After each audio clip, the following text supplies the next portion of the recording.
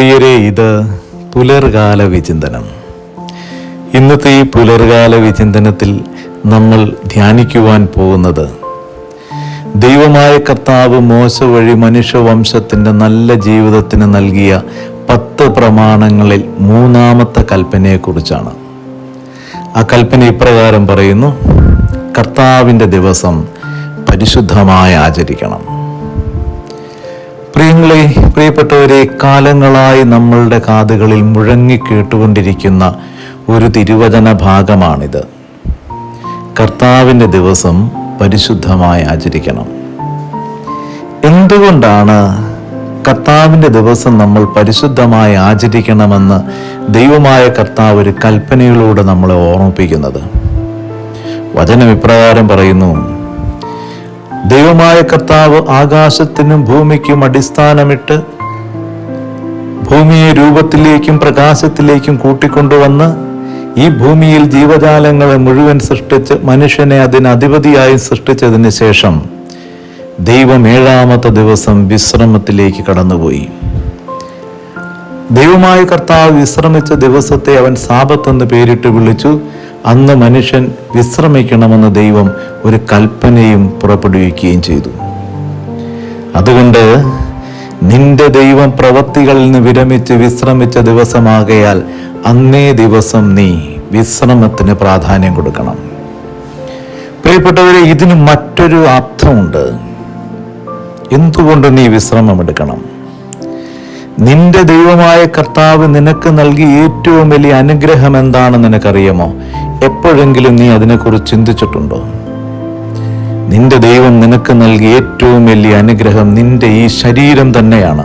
കാരണം അമ്മയുടെ ഉദരത്തിൽ എപ്പോഴാണ് നീ രൂപപ്പെട്ടതെന്ന് നിന്നെ പ്രസവിച്ച് നിന്റെ അമ്മയ്ക്ക് പോലും ഒരിക്കലും തിരിച്ചറിയാൻ കഴിഞ്ഞില്ല, മാസങ്ങൾ കഴിഞ്ഞല്ലാതെ.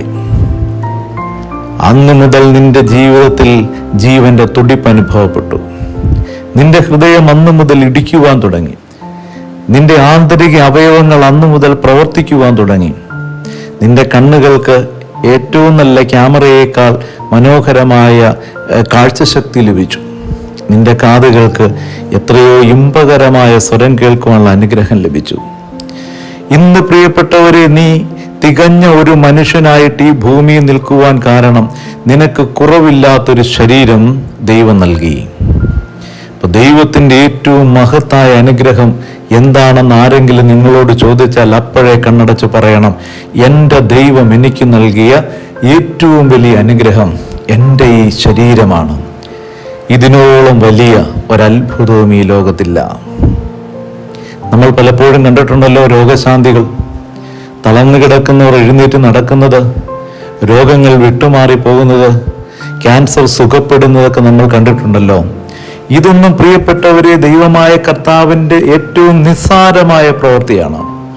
എന്നാൽ ദൈവം നിനക്ക് നൽകിയിരിക്കുന്ന ഏറ്റവും വലിയ അനുഗ്രഹം നിന്റെ ഈ ശരീരമാണ്. ഈ ശരീരത്തെ നീ ബഹുമാനിച്ചേ പറ്റുകയുള്ളൂ.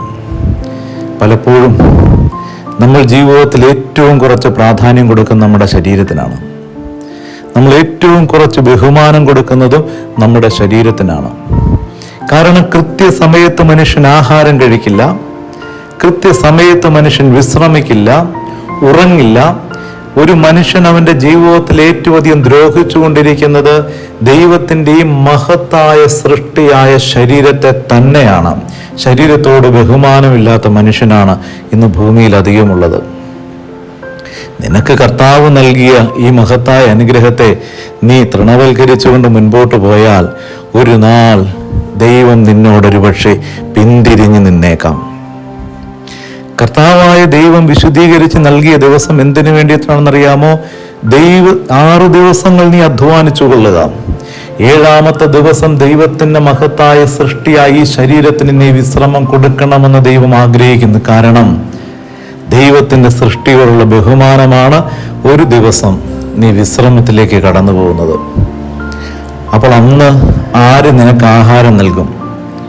പ്രിയപ്പെട്ടവരെ, 6 ദിവസം മനുഷ്യൻ നെറ്റിയിലെ വിയർപ്പ് കൊണ്ട് ആഹാരം കഴിക്കുവാൻ ദൈവമായ കർത്താവ് പറഞ്ഞിട്ടുണ്ടെങ്കിൽ ഏഴാമത്തെ ദിവസം നീ വിശ്രമിച്ചോളാൻ നിന്നോട് പറഞ്ഞിരിക്കുന്ന ദൈവമായ കർത്താവ് നിന്റെ പന്തിയിൽ ഭോജനം വിളമ്പിയിരിക്കും.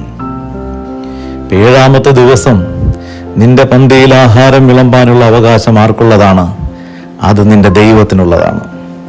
ആ ദിവസം കൂടെ നീ അധ്വാനിക്കാൻ വേണ്ടി പോയി നിന്റെ ഭണ്ഡാരം നീ കൂടുതൽ വലുതാക്കുവാനായിട്ട് പരിശ്രമിച്ചാൽ, നിന്റെ മക്കൾക്ക് നീ ഏഴാമത്തെ ദിവസവും അധ്വാനിച്ച് ആഹാരം കൊടുക്കുവാനായിട്ട് പരിശ്രമിച്ചാൽ, പ്രിയപ്പെട്ടവരെ, ദൈവം നിന്റെ വീട്ടിൽ വിളമ്പുന്നത് നിർത്തിക്കളയും. കർത്താവ് നിന്റെ വീട്ടിൽ വിളമ്പുന്നത് നിർത്തിയാൽ നിന്റെ പാനപാത്രം ശൂന്യമായി കൊണ്ടേയിരിക്കും. നിന്റെ അപ്പക്കുട്ടയും മാവ് കുഴയ്ക്കുന്ന കലവും ശൂന്യമായി പോയിക്കൊണ്ടേയിരിക്കും. അതുകൊണ്ട് ഏഴാമത്തെ ദിവസം ദൈവത്തിന് വിളമ്പാൻ ഒരു അനുവാദം കൊടുക്കുക. എനിക്കറിയാവുന്നൊരു മനുഷ്യനുണ്ട്. അയാൾ ഞായറാഴ്ചകളിൽ പള്ളിയിൽ പോകില്ല, ചായക്കടക്കാരനായിരുന്നു. എല്ലാ ദിവസവും തുറന്നു വയ്ക്കും. ആരെങ്കിലും കടയടച്ച് ഞായറാഴ്ച പള്ളിയിൽ പോകണമെന്ന് ആ മനുഷ്യനോട് പറഞ്ഞാൽ അയാൾ പറയും, ചീത്ത കൂട്ടി വിളിച്ചോട്ട് പറയും, നീ നിന്റെ പണി നോക്കാൻ പറയും. പക്ഷെ അയാളുടെ മക്കളെ അയാൾ പഠിപ്പിച്ചു, നല്ല വിദ്യാഭ്യാസം നേടി. പക്ഷെ ആ കുഞ്ഞുങ്ങൾ എങ്ങും എത്തിയില്ല. ഇപ്പോഴും ആ കുഞ്ഞുങ്ങൾ വിവാഹം പോലും ലഭിക്കാതെ വീട്ടിൽ നിൽക്കുന്നു.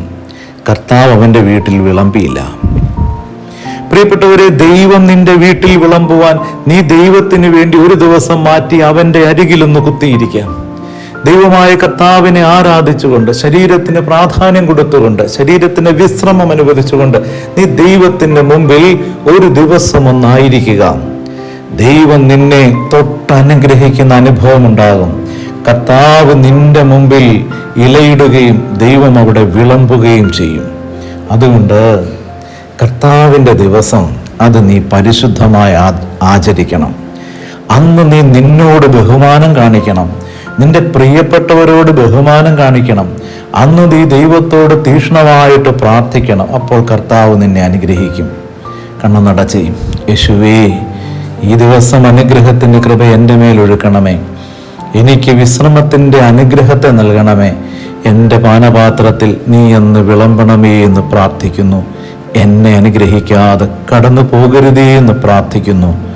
ആമേൻ.